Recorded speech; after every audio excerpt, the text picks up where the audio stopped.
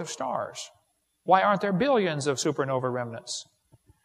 Some people say, well, new stars are forming in Crab Nebula or Eagle Horsehead Nebula. No, that's a bunch of baloney. We covered that on video 7. Nobody's ever seen a star form.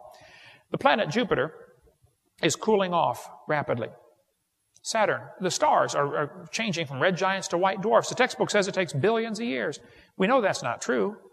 All the ancient astronomers said Sirius was a red star. Today it's a white dwarf.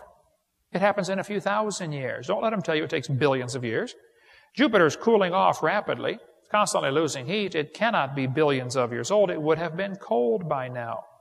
Jupiter's moon Ganymede has a strong magnetic field, indicating a liquid core, meaning it is not billions of years old. Saturn's rings are expanding away from the planet. They cannot be billions of years old. There's more about that in the book In the Beginning by Walt Brown. Excellent book, by the way. The moon goes around the earth. How many knew that already? The moon goes around the earth. Did you know as the moon goes around the earth, it's gradually getting farther away? We're slowly losing the moon. It's leaving us a couple inches a year. No big deal. Nothing to worry about. Plus, nothing you can do about it anyway. But the moon is getting farther from the earth every day. Now, kids, this is going to be complicated, so listen carefully.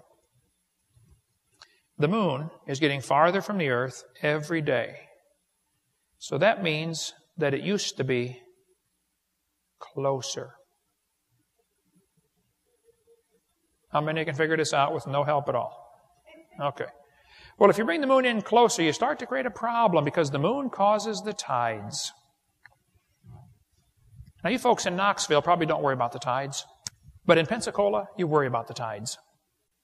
See, if the moon was closer, the tides would be higher. There's a law called the inverse square law. If you brought the moon in to 1/3 the distance, you take the 1/3, flip it over, and square it. It's 9 times the gravitational pull. If you run all the math on this, you'll find out the moon and Earth would have been almost together 1.4 billion years ago. Walt Brown says 1.2 billion years ago is the max lifespan for Earth and moon. Well, if the moon was whizzing around just above the surface of the Earth, that explains what happened to the tall dinosaurs. They got mooned.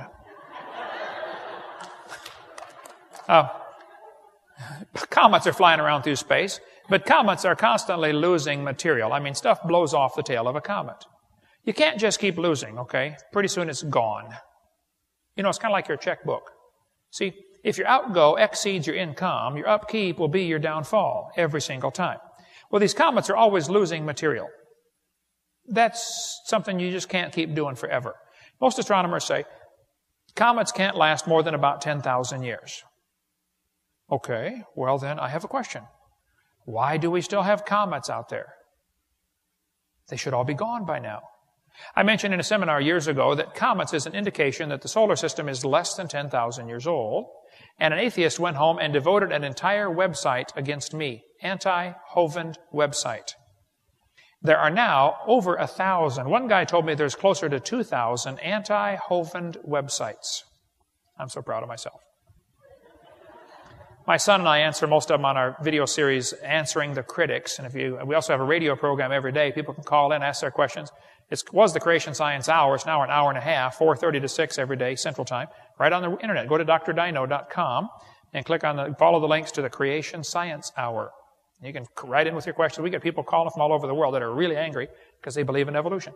Well, this one scoffer on his website said, Hovind, don't you know that a Dutch astronomer back in 1950, his name was Jan Oort, he proposed, it means he hoped, he wished, he prayed, that there was a great shell of comets out there, and new ones keep coming in to replace the old ones that are burning out.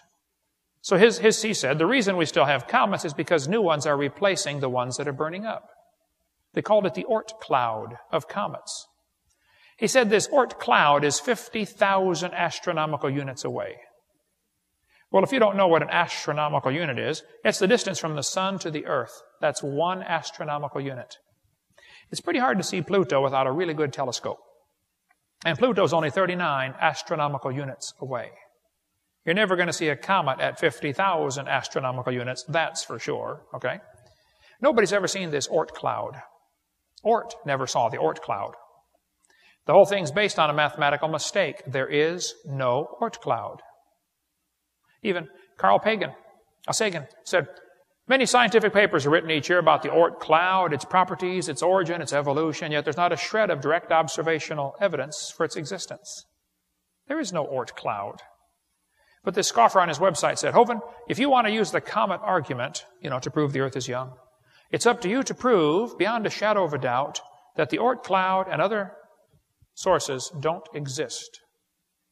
Wait. How would you prove the non-existence of something? Wouldn't I have to be all places at the same instant to prove something doesn't exist? What he's trying to do here is called shifting the burden of proof.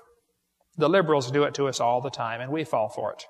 I'll show you how easy it is to do. Okay? Suppose I said, watermelons are blue on the inside until you cut the skin. Prove I'm wrong. That's called shifting the burden of proof. That'd be pretty hard to do, wouldn't it? As soon as you cut the skin, see, it turned red. I was right. It was blue a second ago. He says, I have to prove there's no Oort cloud. Now, wait, Dave. Here's what we know. We know we have comets. We know they don't last more than about 10,000 years. We know the Bible says the earth is 6,000 years old. I don't have a problem with comets. But he wants to make it look like I have a problem with comets when he's the one who's got the problem. The Bible says the heavens declare the glory of God. It's interesting. Evolution theory has the sun and stars evolving before the earth. The Bible says God made the earth before the sun and stars. Everything about the evolution theory is backwards to the Bible. Every single thing, absolutely backwards. These theories don't match. Everything's backwards. The Bible says man brought death into the world. Evolution says death brought man into the world. The Bible says God created man, and evolution says no, man created God. These theories are polar opposite. People say, couldn't God use evolution to create? Well, he could have, but it's not the God of the Bible, that's for sure. The God that would use evolution is cruel, wasteful, and retarded. It's not a God you'd want to pray to, that's for sure. Cover more on that on video 7 of the Blue Series, the tapes back there. The psalmist said, when I consider thy heavens. By the way, heavens is plural. We get into that more on video 2. He said, when I consider. Kids, you do yourself a favor once in a while to shut off that TV and go outside and consider the heavens. Go see what God has done. The psalmist said, while I was musing, the fire burned. The word muse means think. Think. The Bible uses the word twice. Think. Now, English is a pretty interesting language, A theist is a person who says he believes in God. If you put the letter A in front of a word, it means the opposite. So an atheist is a person who says he does not believe in God. Muse means to think. You got it. Amuse means literally to not think. Did you know we've got entire parks where you can pay money and go do that? They're called amusement parks. A place to not think. He said, when I consider thy heavens, the work of thy fingers, the moon, the stars, which thou hast ordained, what is man that thou art mindful of him? It's interesting. A person that spends his time considering what God has done is just not impressed with what man can do. And some of you parents ought to go home and look in your kid's bedroom, and if what you see all over the wall are pictures of sports heroes, you listen carefully. You're training your kids to meditate on what man can do, not what God can do. And his brain, his thinking process is going to be about that deep. The depth of his understanding is, wow, he threw the ball through the hoop. Oh. Who's going to care in 1,000 years? Who's going to care in 5 years? Does anybody know who won the Super Bowl 5 years ago? Does anybody care? Doesn't matter, does it? All those grown men out there fighting over that one ball, and they can all afford to go buy their own. I mean, it's not sinful. It is just dumb to pay a guy $5 million to carry a pig bladder down a cow pasture through some plumbing. It's not going to last, folks. Think about things that are going to last forever, like what God has done, okay? Meditate on that. The Bible says, speak to the earth, and it shall teach thee. The earth is like a big magnet. Now, magnets always lose their strength. The Earth's magnet has lost 10% of its strength in the last 150 years. That means, of course, it used to be stronger, since it's getting weaker, and it cannot be more than 25,000 years old. Just the Earth's magnetic field decline limits it to less than 25,000 years, and that also means carbon dating can't work. Give you a few examples here. The lower leg of a mammoth dated 15,000 years old, but the skin was 21,000. One part of a mammoth is 29,000 years old. Another part's 44,000.